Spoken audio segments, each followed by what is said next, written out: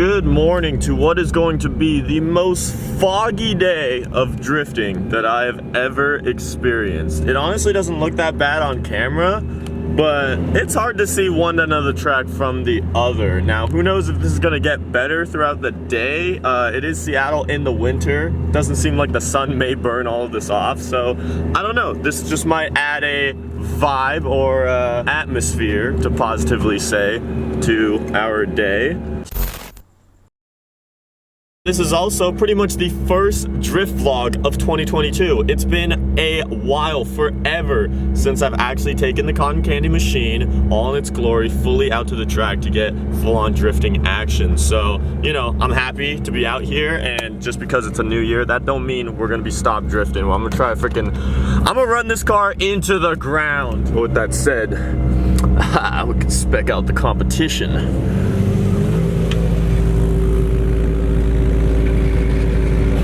Today, we are gonna try and make this happen. Go peep out the merch, UltraMotiveShop.com, baby. I'm starting out solo today, and don't know if I'll be solo the entire day. I know that Austin and Will are gonna pull up later, but I don't think they're drifting, so I'm gonna be the only one drifting throughout the entirety. But I got my freaking stuff all laid out, the goodies. You got the necks and tires. You gotta have your freaking jack with you at all times, some extra oil, some extra brake fluid, and my ramps, and just a bunch of other tiny things here and there. Cotton candy machine updates.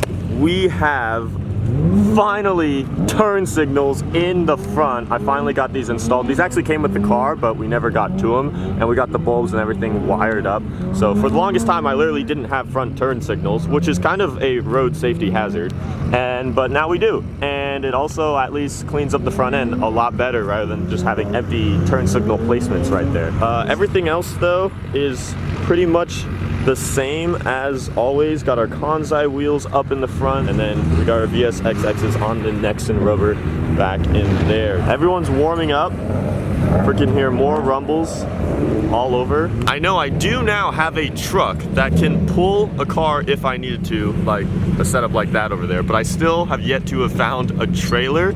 So that's still to be continued, and for now, we're still the type of guy to freaking pull up in the car with all of our stuff from in the car, and that's all we brought for today. But you know, this is the way you do it. You drive it to the track, you drift it, and you drive it home. See, everyone's got to spend like 10 minutes unloading. We're all set. We're all ready to go. Now, since the last time I went drifting, I had professional drifter Hagen Racing review pretty much my whole drifting evolution up to now. And a couple things he pointed out within his video. You guys can go check it out if you want. But first of all, he criticized my mounting point of the hydro stick. And yeah, I know it's a bit far and it's completely on the other side of the dash, but we literally thought about this for a while when installing, that if it goes right here, it might be too busy, it might hit the wheel, it might hit this, and the wheel might be turning a lot, and I might hit the stick itself. I don't know, we weren't sure if it was gonna be too much going on right in this area and be too tight of a squeeze, so we decided to play it safer over here. But I guess we could always change it if we wanted to. And he also sinned me for basically starting to use the hydro stick a lot more. And that's fair, but granted, this thing doesn't really work that well at all in my car, so this definitely functions a lot better. And I don't know, I'm gonna actually take his words of advice, and I'm gonna practice trying to lesser use my hydro for today, and just, you know, clutch kick it out as you do. All right, cotton candy machine testing, take one. Gotta get the feel of things first.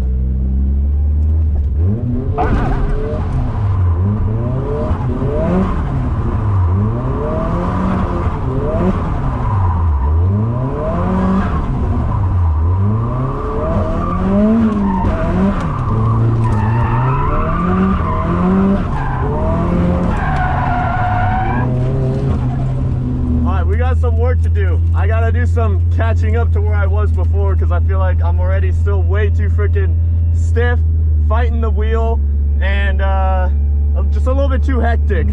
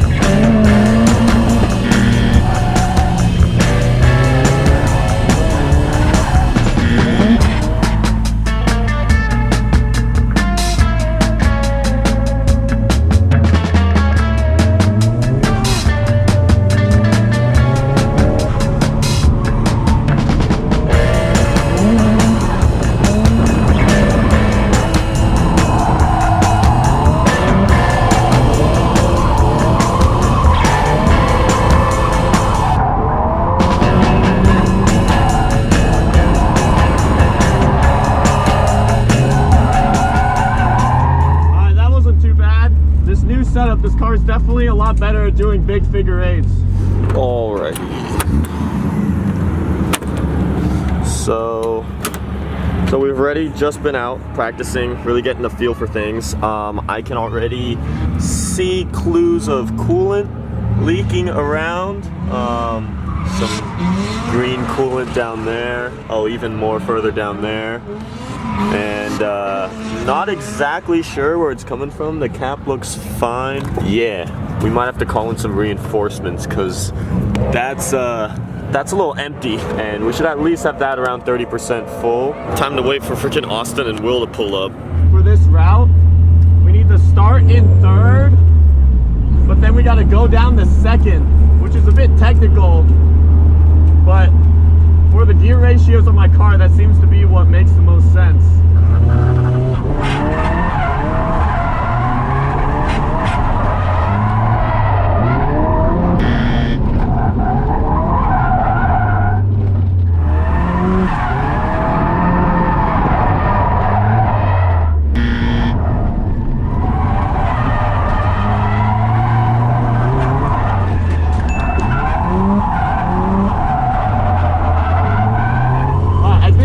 Where to freaking downshift now.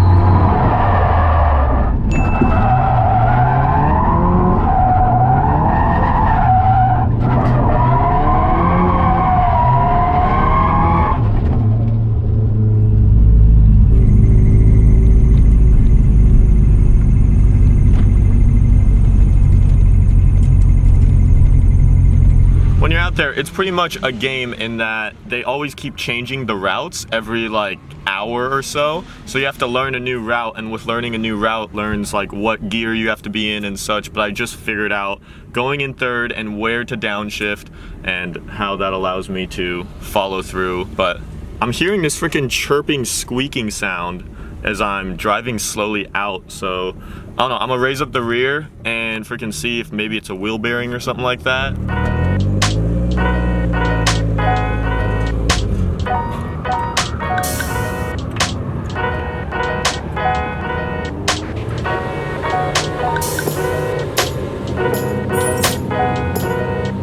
Sit rep.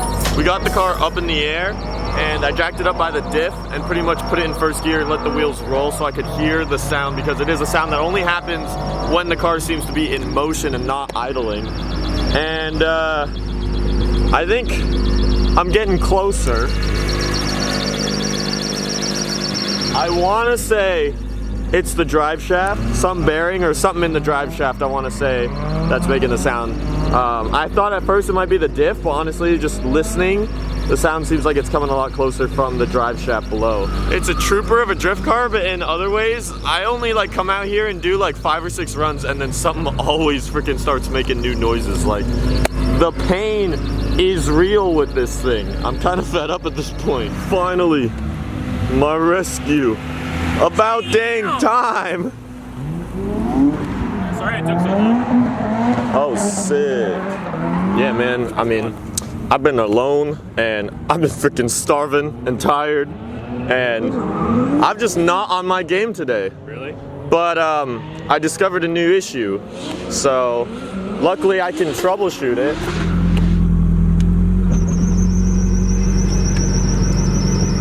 So it sounds like it's coming from the drive shaft. Like way down under here. Probably just the pinion bearing. The pinion bearing? So like on the diff, on the front side, that bearing there. Yeah. Could be that. Yeah. It sounds like it's coming right from there. Yeah, exactly, because it's not like the diff itself, but it sounds like it's right in front of it. Yeah, it's not a wheel bearing. Yeah, it's not, yeah. How much work is that? You gotta take the diff out and rebuild the whole diff. The diff? Oh! Yo, Kaz, hit me up. Give me a two-way right now. What the fuck? Yo, where are you going? Turn around, you fucking dummy.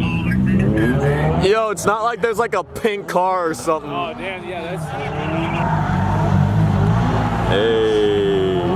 There's your other 2 mates. Really weird that Will will just drive past you guys like that. That's fucking... Damn, you're solo shredding out here right now? it sucks. Solo shredding. That's the coolest term of it. You know, if your car doesn't break, like it's not that bad. Dude, there's cool Well, I have a freaking, we just discovered I have a freaking like a, probably like a pinion bearing or something in the freaking axle of diff that's squeaking hella. Oh, that sucks. It sounds like a belt squeal. That's what I was thinking. Dude, when I first heard it, I was like, what? Like it sounds just like a belt squeal. But then it's like, it's coming from the rear. I was very confused. But, I don't know. I've just not even been doing well either. I don't know what. Pull it in, let's fucking. Alright. My freaking motivation is here to support. Freaking Fashionably late. Stop Points Drift Team support showing up, lowering the tire pressure because, I mean, this car seems to want to understeer freaking lot. You guys came in, rescued, got the coolant, Yes, sir. so I can finally fill this up. Trackside delivery will only be a $30 charge. Ooh, he just got the Polaroids. Yeah. Making us look like we out in the 90s.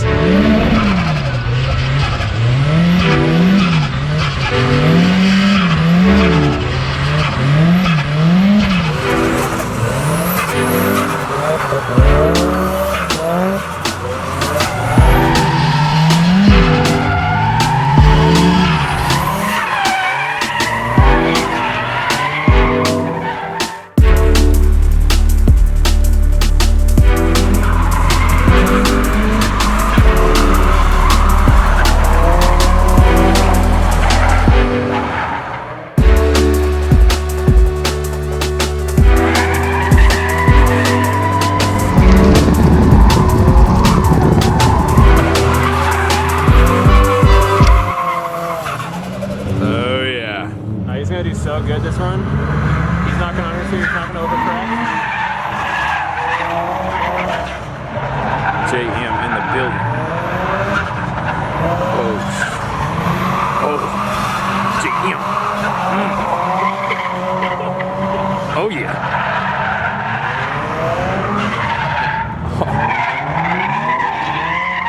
Groovy, baby. This fool gave me the fucking camera. Said, oh, bull film.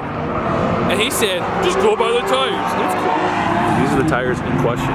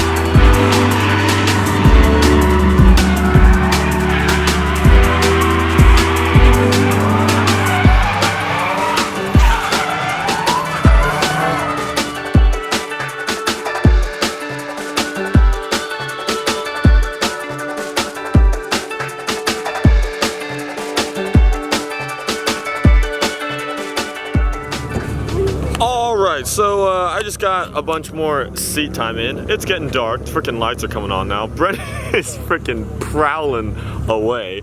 And we have another issue. So we already freaking discovered our drive shaft, diff bear, whatever the heck is going on underneath that wine. Let's see if the freaking camera can even get this.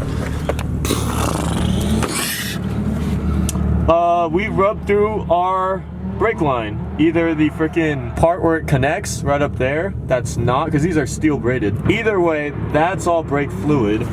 And I have no brakes anymore. The pressure is just completely gone. They're super squishy. That is technically something that I could still go out and drive with, but definitely not recommended, because why would you drive with like 90% less breakage than you had before? You could definitely like not save yourself if something goes wrong. So I now have to call it early for today, and I am gonna try and drive this home because I did drive this here and no one else showed up in a trailer. So I'm gonna try and either hydro brake it home, or there is still brake pressure and it does still slow the car down, but definitely a lot less. So I just got to be a lot more careful. Freaking 2022 not starting off good.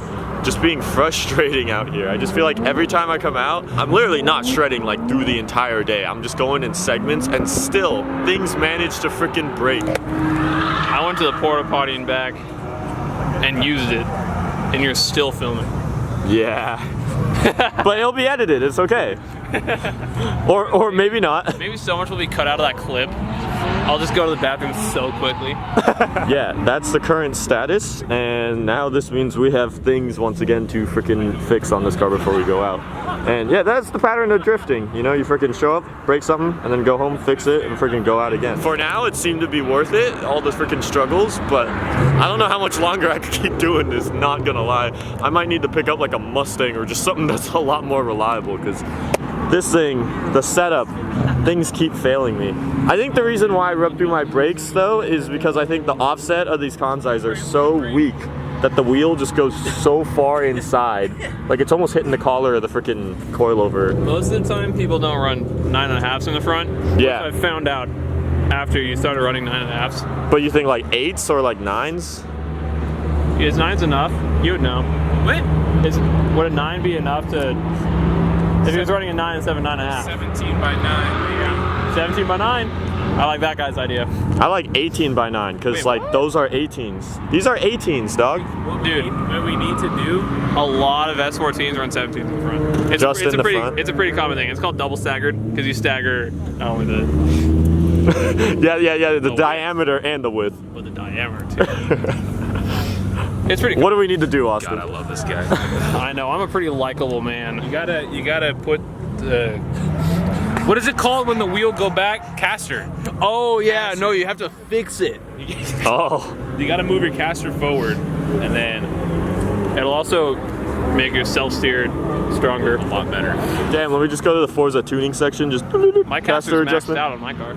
Oh, okay. You want to max mine out? Dude, maybe. And on that bombshell, we're going to Red Robin. So long, Evergreen. I don't know when the next time I will see you. And now we just gotta hope that we survive on our way home because we don't have brake. I'm trying to think of one bright side while leaving the track. And honestly, the one bright side is the freaking squealing from the axe or whatever seemed to have magically disappeared. And as I'm driving, I hear none of it anymore. So I guess that's a good note. Yeah, it's definitely way more stressful to freaking stop now. You don't realize how nice it is to have brakes until you literally don't.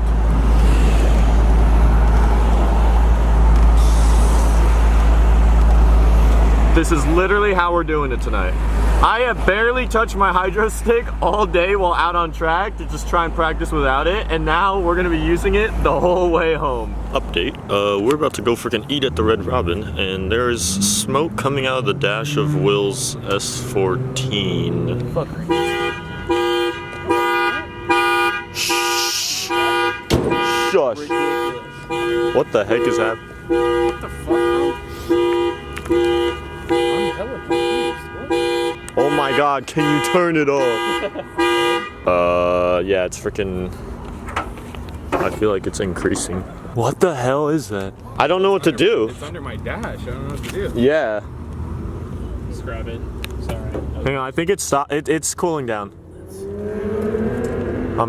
Is your heater on? Maybe it's like a heater coil or something. It's just like Something related to my brake and wipers. no, yeah, it's got to be in here, like where the harness is. Yeah. You rub through the harness. Oh shit! Yeah, like fully.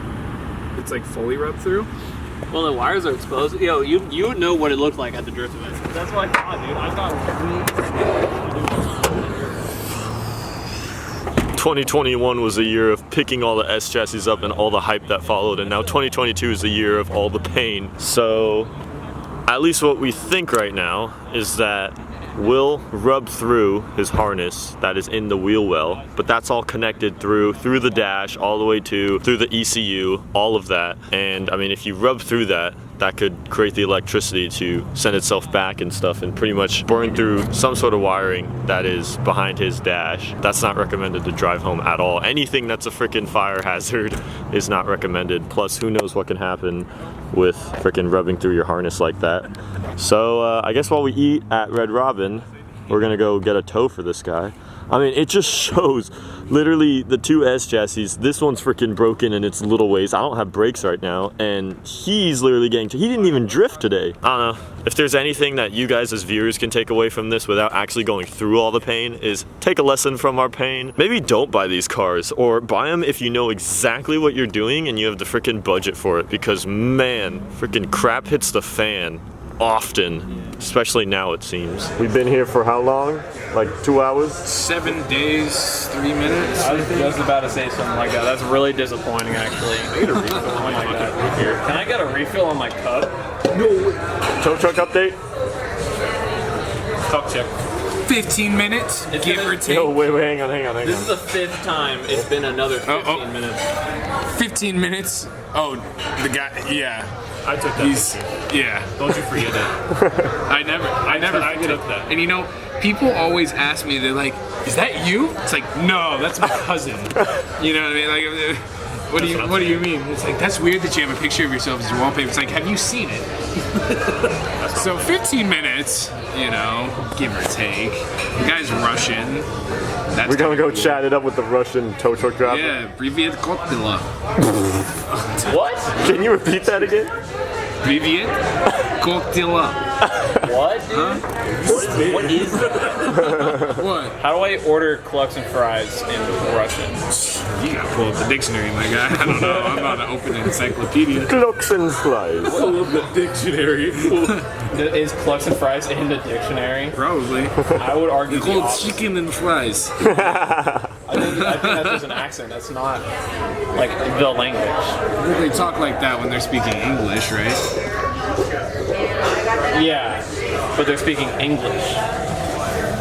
He doesn't understand. S chassis, man. I hate these cars, dude. Freaking S chassis, bro. Buy Mazdas and Toyotas. You heard it right here, folks. Mazdas and Toyotas. What was that? Sounds like it's me.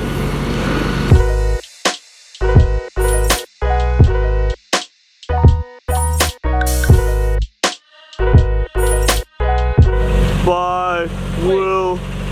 Where's he going? Another S chassis down.